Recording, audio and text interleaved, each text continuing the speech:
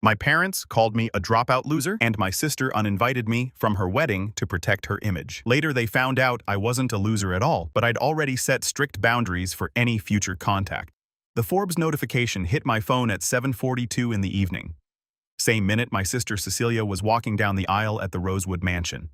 The article had already gained serious traction.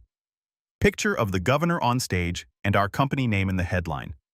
Caption called me a visionary entrepreneur disrupting the restaurant supply industry. My company was valued at $35 million that night, would hit 55 by year's end. But in that moment, $35 million was enough. My buddy Owen, married steady, the calmest guy I know, was sitting next to me in his suit. He caught my expression and flipped my phone face down without a word. "Let it breathe," he said. For most of my life, I was the family disappointment, the dropout who could not finish anything. My sister Cecilia was the golden child. Master of Business Administration from Northwestern Director of Supply Chain, pulling $190,000 a year. Engaged to Preston, whose family owned urgent care clinics across Texas. My name is Garrett. I left college after 2 years. My parents told everyone I could not handle it. Never asked why I actually left. Just decided I was failing and moved on. I did not leave because I was flunking. I left because I finally saw the math. That spring, my days looked like this. Class shift at Li's, then Owen's apartment, with my laptop open until my eyes felt gritty. I was not studying, I was building.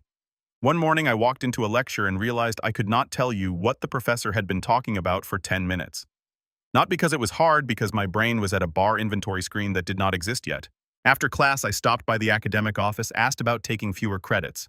The woman behind the counter slid a paper across the desk. Numbers that meant one thing. I would be paying for school to sit in a room thinking about a company I was not allowed to build. That night, Owen and I sat in his apartment with a spreadsheet open between us. Not a dream spreadsheet, a brutal one. What it would cost to stay, what it would cost to leave. Owen pointed at the line that mattered. If we wait 2 more years, he said, someone else builds it, and we go back to pouring drinks for people who do not know what inventory is. I thought about my parents, about their pride in the idea of a degree, not in me and the paper. So I withdrew the next week. My parents heard Dropout, I heard Start. Every family dinner followed the same script. Cecilia talking about logistics optimization and quarterly targets. Preston chiming in about expansion plans and foundation work. Mom beaming like Cecilia had cured cancer. Me, I would mention landing an account. Mom would get this pinched look and change subjects fast. That is nice, Garrett. Cecilia, tell everyone about your promotion. The worst part was not the invisibility. It was the act of contempt. Last Christmas, Dad pulled me aside in the kitchen. "Try not to embarrass us tonight," he said, his voice low. He glanced back toward Preston's father, then looked at me like I was a problem to manage. I was 26 years old, running a company, and my father was telling me to be quiet. I stayed for another hour, then left without saying goodbye. Owen was the only person who knew everything. My brother, in every way that mattered. Owen and I met sophomore year at University of Texas Austin, both working part-time at this campus bar called Li's. Management was garbage. Owner could not track inventory to save his life. We were sitting in Owen's apartment at 3 in the morning after a double shift, dead tired, eating $2 gas station tacos. "We could build something better," Owen said, his voice flat, exhausted. Not dreamy, just stating a fact. I had been thinking the same thing for months. Every restaurant and bar we delivered to had the same issues. Could not track orders. Could not manage supplier relationships. The software options were all garbage, either $50,000 a year enterprise systems or cheap junk that barely worked. What if we built something specifically for restaurants and bars? I said, equipment sourcing, supplier management, inventory tracking, one platform. Owen looked at me. Really looked. We would have to stop pretending this was a side thing. Probably. Your parents would lose their minds. Definitely. We sat there in silence. Then Owen held up his last taco like a toast. We build it or we beg forever. That became our thing, our creed. Owen launched full-time with me. We called the company Kitchen Sink Restaurant Equipment Sourcing and Inventory Management. Restaurants paid us a percentage of savings plus a monthly platform fee. First year, 42 customers, $6,800 a month. Year 2, a restaurant owner in Dallas called me crying. Said we had saved his business. That call made everything worth it. Year 4, 1,800 customers in 12 states, $4 million a year. Team of 19. January this year, Series B closed 35 million valuation. My parents thought I moved boxes in restaurant supply. That was not an accident. After the way they talked to me, I kept my answers small on purpose and I kept my distance. Saw them maybe 3 times a year. Always at their house, always on their terms. My parents were not online people. They did not read business news. If it was not Cecilia's world, it did not exist. Owen did not do speeches, he did actions. And when he was angry, he got quieter, which was worse. The one thing Owen could not do was let things slide. If something needed fixing, he would work himself ragged before asking for help. There was one dinner that made it official. Random Sunday. Just my parents, Cecilia, Preston, and me around the table. Dad asked, "So Garrett, how is work?" He said it the way you ask a kid how their lemonade stand is doing. "Good," I said. "Busy still. Restaurant supply?" Mom asked. I nodded. "Yeah, we help places keep things organized." Preston laughed softly. "So you are basically the guy who makes sure forks show up on time." I did not correct him. Just let his version sit on the table between us. Dad leaned back. "Well, it is honest work." Mom reached for Cecilia's hand instead. "And you, honey, how is the new role?" The dinner snapped back into its usual orbit. I watched the subject change. My name brushed aside like crumbs, so I stopped trying to educate them. Wedding planning started 14 months before. Cecilia wanted perfect. 180,000 at the Rosewood Mansion. Preston's family kicked in 90,000. My parents mortgaged their house for the rest. "This is once in a lifetime," Mom said at the engagement party. "Cecilia deserves the wedding of her dreams." I was standing right there. I was supposed to be a groomsman, got measured for a tux. Then Preston wanted only business school friends in the wedding party. Better optics. Lost the tux deposit. 3 weeks before the wedding, the text came. I was in the kitchen sink office Tuesday night. Just closed a deal with a restaurant group in Florida. 42 locations, 18,000 a month in recurring revenue. I was reviewing the contract when my phone lit up. "Cecilia, hey, need to talk about the wedding." "Okay. Preston's parents have been asking about family. They are really particular about image. We think it would be better if you did not come. You would probably feel more comfortable anyway." I stared at the message, read it 3 times. My throat felt tight in a way I hated. Not dramatic, just physical, like my body understood the insult before my brain did. Owen was across the office working on supplier contracts. He looked up. "You good?" I handed him my phone. He read the message. His jaw tightened. He did not blink, just stared at the screen. "What are you going to do?" I typed back one word. "Understood." Owen handed my phone back. Said nothing. Did not need to. My phone rang immediately. Cecilia calling. "Garrett. Do not be dramatic about this. I am not. You said do not come. I am not coming. It is just they are particular. Preston's family. They know everyone. And you. It is just a certain crowd. Crystal clear. This is not personal. We will do dinner after. That Italian place you like." "Sure, Cecilia. Enjoy your wedding." My voice came out steady. Empty. She should have caught that. "Garrett. Come on. Do not make this a whole thing. I am not making it anything. You made it clear where I stand. Do not call me after the photos." I hung up before she could respond. Owen was watching me. "You okay?" "No." "Good. You should not be." The next day, Mom called. I almost did not answer, but I needed to know if she was in on it. "Hi, sweetheart. I heard about the wedding situation." "The situation?" "Yes. And I wanted to call because, well, let us be fair here. Cecilia is under a lot of pressure." "Let me stop you right there," I said. My jaw was tight. "You are calling to defend the fact that my sister uninvited me from her wedding because I would embarrass her. That is what you are doing right now. I am not defending it. I am trying to help you see it from her perspective. I see it perfectly. She thinks I am beneath her new family. You are calling to make sure I do not cause problems, but I am done expecting fairness from this family." I hung up. Owen had heard the whole thing. He did not say anything, just came over and sat at my desk. "You are building something they will never understand," he said finally. "I know." "Good. Let us make it impossible to ignore." I opened my laptop. Texas Governor's Business Awards, April 23rd, same night as Cecilia's wedding. I had planned to skip the ceremony. Not anymore. I called our investor, Bill. "I am going to the ceremony. I want to be there when my name gets called." He laughed. "You are already winning. Just show up." The ceremony was black tie at the Four Seasons. Forbes was covering it. 400 attendees. I spent 4,800 on a custom Tom Ford suit, another 800 on shoes. Owen matched me. We looked like we owned boardrooms. Night of the ceremony, we rode together. Did not talk much. That was our way. You ready for this? Owen asked as we pulled into the hotel. Been ready. The ballroom was massive. Crystal chandeliers, round tables with white linens, stage with huge screens, 400 people in formal wear network. We sat at a front table with Bill, our chief financial officer, Hannah, and two early investors, both of them grinning like proud parents. Their ceremony started at 7 in the evening, same time as Cecilia's ceremony 200 meters north. But Cecilia did not walk until later, right when my phone would light up. They dragged it out the way these events always do, applause rising as the categories narrowed. Then the governor took the microphone for first place. The room went silent. Our first place winner represents the kind of innovation Texas needs, she said. In just 4 years, they have built a company valued at $35 million serving restaurants across multiple states. The massive screens lit up with kitchen sink.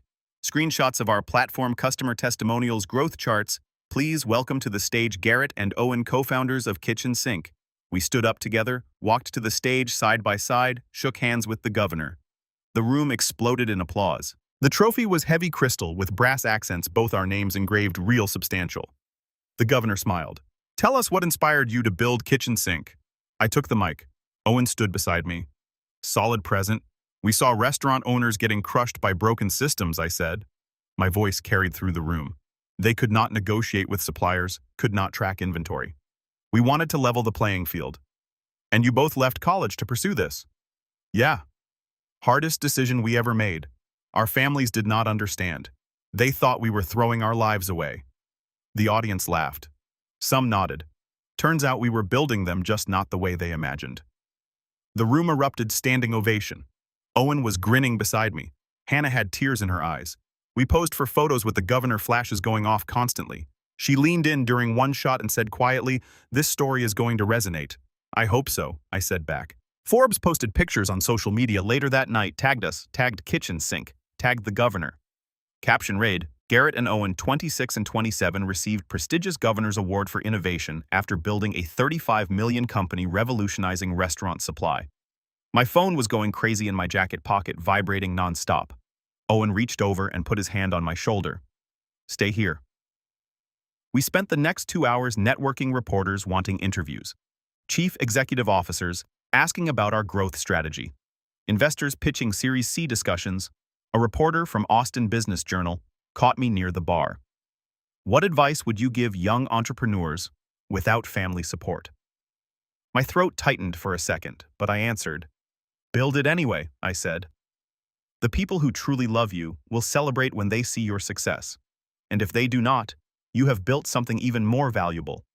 You have built your independence. She wrote it down, nodded, moved on to her next question.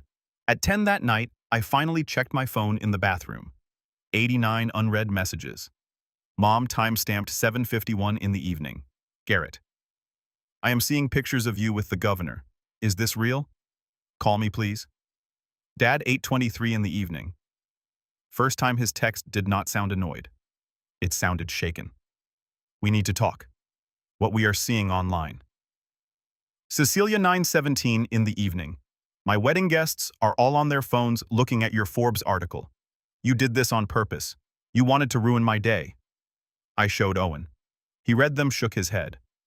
Let it sit, he said. Do not give them the satisfaction of an immediate response. We got back to the office around midnight. Owen grabbed 2 beers from the office fridge. We sat in the dark. Our ritual after big moments. You think they will actually apologize? Owen asked. No, they will make it about them, about how embarrassed they are. He was quiet for a while. Then you good with that? Yeah. I do not need their approval anymore. I meant it. The next morning, the real flood started. Mom called at 8 in the morning. I was on a run, let it ring. She called again and again. I finally answered at 10. Standing outside a coffee shop. Garrett, what is going on? Hi, Mom. Do not hi, Mom, me. Forbes the governor, a $35 million company. You kept this from us. You never asked what I actually did. You said restaurant supply. I supply restaurants with equipment and technology, and I own the company doing it. Silence on the other end. I could hear her breathing, processing. Why did not you tell us? Her voice cracked a bit, but I had learned not to mistake emotion for accountability. If I had told you 4 years ago I was starting a company that I left school to build something, would you have supported me? More silence. You have to understand, Garrett. We were worried. You dropped out. You had that tiny apartment, that old car. I was reinvesting everything into growth. That is how you build companies. But you did not ask. You just assumed I was failing and treated me accordingly. We did not know that. You did not ask. For 4 years, you treated me like a failure. You compared me to Cecilia at every single dinner. You dismissed everything I said. You told me I was a pathetic loser. You said you wished you had raised me better.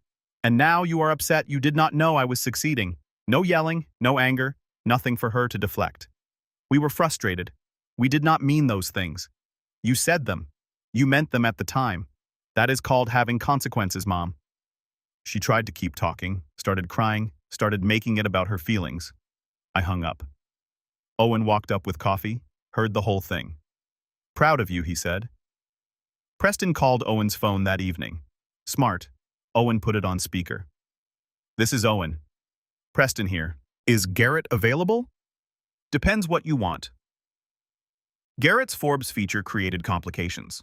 My parents are asking why he was not at the wedding. It is making us look bad. We need damage control. Maybe Garrett could post something supportive. Owen's face stayed neutral. Let me get this straight. You uninvited Garrett because he would embarrass you. Now you are embarrassed he is successful and you want him to fix your reputation. It is not like that. It is exactly like that. Garrett is not interested in performing for your family's image. Owen hung up. That was clean. I said Cecilia showed up at our office 3 days later. Owen intercepted her at reception and sent her away. She wanted to apologize, he said when he came back. I told her to write it down and mail it. Then the extended family call started. Aunt Kelly with her just trying to keep the peace energy. A cousin I had not spoken to in 2 years. All saying the same thing. Be the bigger person. It is family. I blocked them all. I thought the phone calls were the worst of it. I was wrong. 3 days after the awards, Helen Cordovan posted on social media a family photo from the wedding. Caption read, "Grateful for family and everyone who showed up." The comments filled with congratulations. Then I saw it. My mom had liked the post. Not commented, just liked. Quiet support that said everything. Owen showed me Cecilia's post the next day. A quote, graphic white text on gray background. Sometimes the people who hurt you most are the ones who claim to love you. Her caption, learning hard lessons about loyalty lately. The comments were sympathetic. Stay strong, you deserve better. But it got worse. A Dallas Society blog picked it up. Dallas social scene written by someone named Meredith. Owen found it first. Someone in his wife's book club group chat had forwarded the link. He brought his laptop to my desk. You need to see this. The headline, Rising Stars Wedding Overshadowed by Sibling Drama. Sources say brother's timing was intentional. The article painted me as bitter, jealous, attention-seeking. Quoted sources close to the family saying I had always struggled with my sister's success. One line stood out. Friends described the bride as devastated that her special day was used as a backdrop for her brother's business publicity stunt. No names, no facts, just implications. The article got shared in Dallas social circles. People I had never met were commenting. Most sided with Cecilia. I read it, felt my jaw tighten. My hands stayed steady, but my ears were ringing. They are really doing this, I said. Yeah, they are trying to make me the villain. I sat there, thought about responding, correcting the record. Then I realized that is exactly what they wanted. A public fight. We ignore it, I said. Owen's jaw was tight. We could respond. Set the record straight. I have got the text thread where Cecilia uninvited you. No, that is what they want, a fight they can spin. And they are calling you a publicity stunt. We have proof. I know, but responding makes it bigger, makes it real. Right now. It is a society blog nobody outside Dallas cares about. Owen stared at me, then exhaled like it hurt. You are right. I hate watching them lie about you. He rubbed his face hard. I keep wanting to hit back. It is a bad instinct. I know, but we hold the line. He nodded. Okay, good. I said we hold the line. Owen nodded. What about your parents? What about them? Your mom liked Helen's post. That is picking a side. I know. 2 days later, Dad called. Garrett, we need to talk about this situation. What situation? The article, the posts. People are asking us questions. People are asking questions because Preston's family is feeding them a story, and you and Mom are quietly agreeing with it. Silence. Then we are not agreeing with anything. We are just trying to keep the peace by liking Helen's post. Mom did that. I saw it. She was just being polite. She was taking a side, and it was not mine. Dad's voice shifted. Got that tone. Garrett, I am not saying they are right, but you have to understand you did choose the award ceremony over your sister's wedding. Stop right there. My voice came out cold sharp. Cecilia uninvited me. 3 weeks before the wedding told me not to come because I would embarrass Preston's family. Mom called to defend that decision. You said nothing, so do not try to rewrite this. That is not how they are telling it.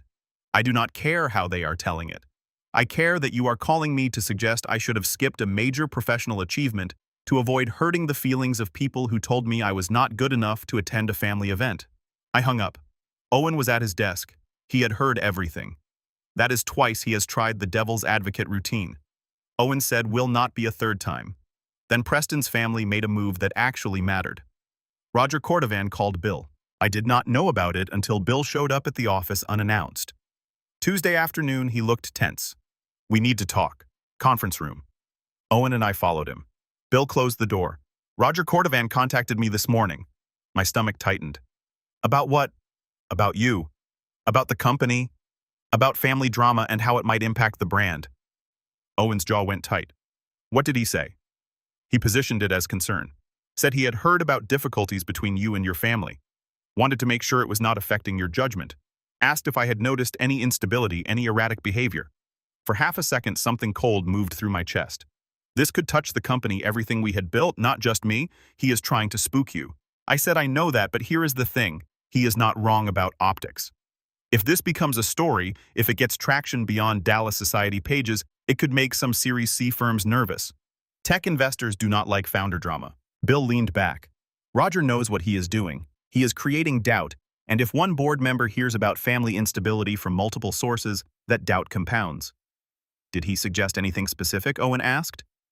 He implied you might need support. Maybe a more experienced chief executive officer to take pressure off. He mentioned having connections with executive recruiters. I felt the anger rising, forced it down. He is trying to push me out of my own company. He is trying to create conditions where pushing you out looks reasonable. That is more dangerous. We sat there, the weight of it settling. What do you want to do? Bill asked. Nothing. Garrett, I am serious. We respond by doing exactly what we have been doing. Growing the company, hitting targets, showing we are stable. Roger wants me to react to look unstable. I will not give him that. Bill studied me. You sure? Yeah. Bill was quiet for a long moment. Then he nodded. I respect that. And for what it is worth, I told Roger exactly that. Told him I have worked with hundreds of founders, and you are one of the most grounded people I have met. Then I told him not to contact me again. Thank you. But Garrett, this is just round one. He is not done. We had counsel send formal cease and desist letters that afternoon. Documented Roger's contact with Bill and the board approach. We sent them certified mail to Roger, Helen, and Preston. 3 days later, Cecilia texted, not Roger, demanding to know if I had really sent cease and desist letters to Preston's parents. I said yes. They tried to interfere with my company. She accused me of tearing the family apart and said I should have just apologized. When she blamed me for ruining her wedding and choosing my ego over family, I ended it, told her to come back when she was ready to be honest, and blocked her. Owen saw my face. Cecilia. Yeah, still playing victim. She will come around. Maybe, maybe not. Either way, I am not waiting for it. 2 weeks of silence. Then Dad called. Garrett, I would like to meet, just you and me, public place, your terms. I thought about it. Thursday, 3 in the afternoon, the cafe on 5th Street. 1 hour. I will be there. Thursday came. I pulled into the cafe parking lot and saw Dad through the window. He looked smaller than I remembered. When I walked in, he stood too fast. Hey, he said. Hey. I checked the clock on my phone and set it face down on the table. 1 hour. He noticed. He did not comment. We ordered in silence. I sat. He sat. He cleared his throat. I have been thinking about what you said about us not asking. I waited. Did not help him. I told myself you would tell me if it was important. That is what you told yourself. He tried again. I was angry when you left school. I know. I made it about Grandpa about sacrifice. He rubbed a hand over his face. I looked up kitchen sink not because of Forbes, because I wanted to understand what you actually built. He took a breath. I did not understand all of it, but I understood one thing. It is real. I stared at him. Not because it fixed anything, but because it was the first time he had said something without a hook in it. I am sorry I told you to be quiet. I am sorry I treated you like a liability. He looked up at me then. I do not get to ask for forgiveness. I just want you to know. Wait. I held up a hand. He stopped. You are doing it again. What? You are starting to apologize. Getting close. Then you are going to pivot. Make an excuse. That is not accountability. His jaw tightened. Maybe I do not know how to do this perfectly, but I am here. I am trying. That should count for something. Trying is not enough. Not after 4 years of you telling me I was worthless. I am your father. Then act like it. I stood up, grabbed my key. Dad stood too. Garrett, wait. You made it impossible to show up for you. No. You are not ready for this conversation. Come back when you can state facts without defending yourself. I left. Owen was waiting in the office when I got back. How did it go? He almost got there, then defended himself. You walk out? Yeah. Owen nodded. Good. He will be back. 3 days later, Mom called. Garrett, your father told me about the meeting. I think you were too hard on him. He is hurt by what he did. I am hurt by what he did. Those are not the same thing. He is your father. He deserves some grace. He deserves exactly what he gives, which right now is half-truths. She tried a different angle. What about us? What about the family? We are struggling. The mortgage payment is hard since we put equity into the wedding. Your father's worried about his job. We were hoping you might help just temporarily. I let the silence hang, counted to 5. You want me to help pay for the wedding you excluded me from? When you put it that way, that is the only way to put it. Garrett, we are family. Family helps each other. You do not get to treat someone like garbage for 4 years, exclude them from major events, then ask for money when it is convenient. That is not family. That is a bill. Garrett, please? The answer is no. Figure it out. I hung up. Owen heard the whole thing. They are getting desperate. Good. Maybe desperation will lead to honesty.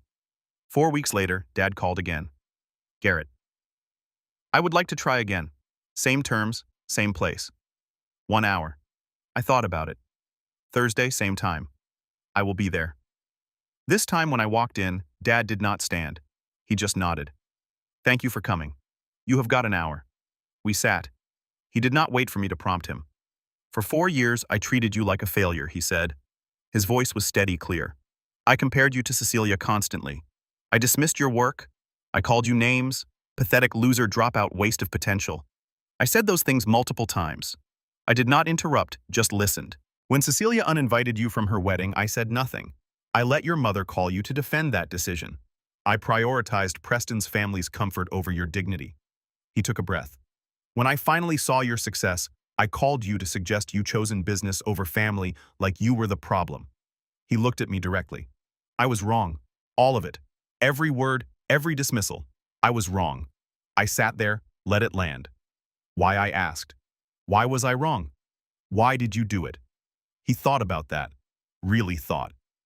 I think I was scared, he said finally. You were doing something I did not understand. And instead of asking questions, I decided you were failing because that was easier than admitting I did not understand my own son. And Cecilia? Cecilia was easy. She did things I understood. You were building something that did not fit my framework. So I told myself it was not real. He leaned forward. I am ready now. I was wrong. I am sorry. Not sorry you are upset. Sorry for what I did, for how I made you feel, for failing you as a father.